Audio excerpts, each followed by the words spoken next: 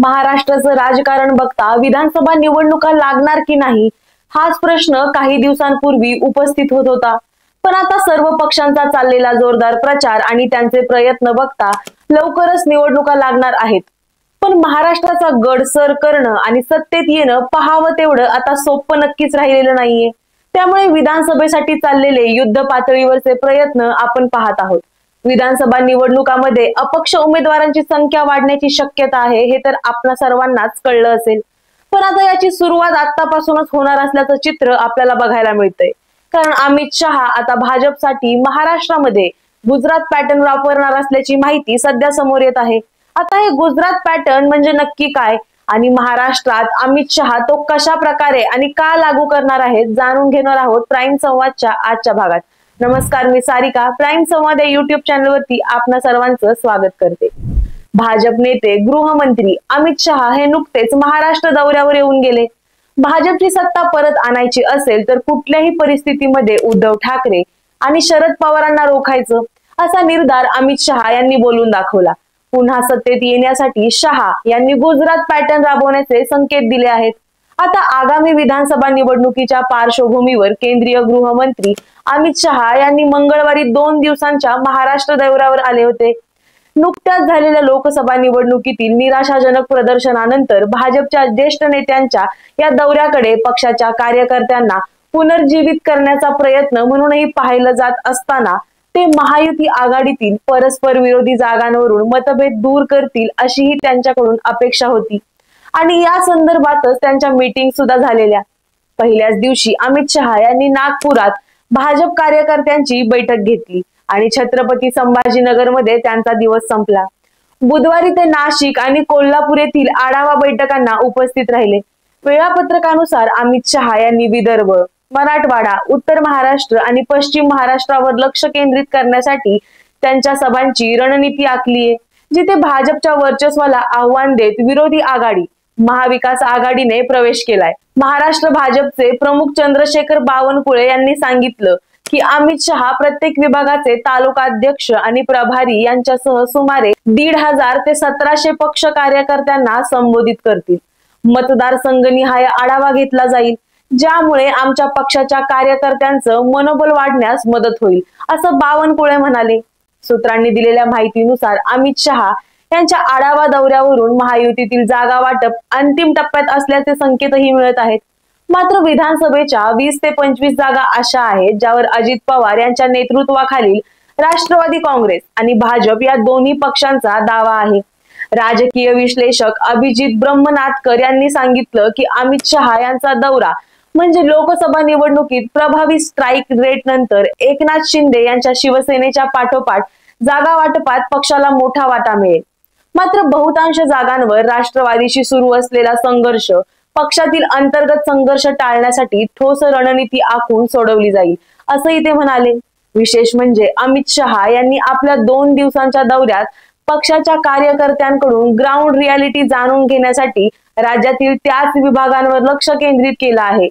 पक्षाचं वर्चस्व पुन्हा मिळवण्यासाठी प्रत्येक बूथमध्ये किमान 10% मते मिळवण्याचे निर्देशही त्यांनी दिले, ज्यामुळे भाजपला अंतिम जागा वाटप टेबलवर त्यांच्या मित्र पक्षांसोबत जोरदार सौदेबाजी करण्यात मदत होईल। यावरून महायुतीमध्ये विधानसभेसाठी चाललेली तयारी आपल्याला दिसत आहे। पण आता विधानसभेच्या तोंडावर भाजप आपल्या जुन्या गड्यांना रामनाम ठोकणार आणि महाराष्ट्रात गुजरात पॅटर्न वापरणार असल्याच्या वावड्या उडत आहेत। त्या नक्की का ते आपण जाणून घेऊया। पण हे गुजरात पॅटर्न नक्की काय? तर यावेळी भाजप नवीन चेहऱ्यांना संधी देणार आहे, जे त्यांनी गुजरातमध्ये यापूर्वी बऱ्याच वेळा केले आणि आता भाजप गुजरातमधील ऐतिहासिक विजयाचा फॉर्म्युला महाराष्ट्रात लागू करणार आहे। या फॉर्म्युलामुळे नेत्यांच्या काळजाची धडधड वाढली आहे, त्यामुळे येथील अनेक बड्या चेहऱ्यांना आगामी निवडणुकीत संधी मिळणार नसल्याचा दावा केला जातोय। गुजरातमध्ये माजी मुख्यमंत्री आणि उपमुख्यमंत्र्यांना सुद्धा उमेदवारी नाकारण्यात आली होती। गुजरातमध्ये महापालिका निवडणुकीत भाजपनं सरकार विरोधी लाट थोपवण्यासाठी नो रिपीटचा नारा दिला होता आणि त्यामुळे 4-4, 5-5 वर्षांपासून निवडून येणाऱ्यांचं तिकीट कापण्यात आलं होतं। त्याचा फायदा भाजपला झाला होता। नवे चेहरे मिळाल्याने लोकांचा सरकार विरोधातील रोष सुद्धा निवळला होता। त्यामुळे भाजपने गुजरातमधील अनेक महापालिकांवर कब्जा केला होता। गेल्या 12 वर्षांपासून हाच फॉर्म्युला गुजरातमध्ये राबवला जात आहे. गुजरातमध्ये मुख्यमंत्री असताना नरेंद्र मोदी यांनी हा फॉर्म्युला राबवला होता. 2005 मध्ये सुरतमध्ये मोदींनी नो रिपीटचा मंत्र दिला. त्यामुळे सुरत महापालिकेत भाजपचं संख्याबळ 59 वरून 102 झालं होतं. पक्षविरोधी कारवाया करणाऱ्या गटाला बाजूला सारण्यासाठी हा प्रयोग राबवण्यात आला होता. तोच फॉर्म्युला विधानसभा निवडणुकीत वापरत मोदींनी केशुभाई पटेल आणि कांशीराम राणा सारख्या दिग्गज नेत्यांना बाहेरचा रस्ता दाखवला. नव्या चेहऱ्यांना संधी देण्यासाठी हा प्रयोग यशस्वी ठरला. या प्रयोगामुळे 4 ते 5 वेळा निवडून आलेल्या लोकांना बाहेरचा रस्ता दाखवण्यात आला होता. सरकार विरोधातील लाटेमुळे पक्षाचं नुकसान होऊ शकतं, म्हणून हे धोरण राबवण्यात आलं, असं सुरतमधील भाजपचे तत्कालीन अध्यक्ष प्रवीण नाईक यांनी सांगितलं होतं. सध्या महाराष्ट्रात बघता महायुती आणि विशेषतः भाजपबद्दल जनतेच्या मनात विशेष रोष असल्याचं आपल्याला पाहायला मिळतंय. त्यामुळेच हा पॅटर्न महाराष्ट्रात वापरला जाण्याची शक्यता व्यक्त होत आहे. कारण राज्याच्या दौऱ्यावर येऊन गेलेल्या केंद्रीय मंत्री अमित शहांनी विधानसभेला गुजरात पॅटर्न लागू करण्याचं स्पष्ट संकेत दिले आहेत. 2022 मध्ये झालेल्या गुजरात विधानसभेच्या निवडणुकीत भाजपनं 182 पैकी 156 जागा जिंकत नेत्रदीपक विजय साकारला. त्याआधी 2017 मध्ये भाजपला 99 जागांवर समाधान मानावं लागलं होतं. या 99 पैकी 58 जागांवर भाजपनं उमेदवार बदलले, नव्या चेहऱ्यांना संधी दिली. त्यामुळे विद्यमान आमदारांबद्दल असलेली मतदारांची नाराजगी दूर सारण्यात भाजपला यश आलं होतं.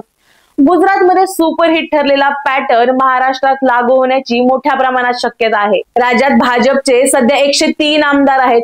नागपूरमधील भाजपच्या बैठकीत अमित शहांनी त्यांचा अनुभव सांगितला.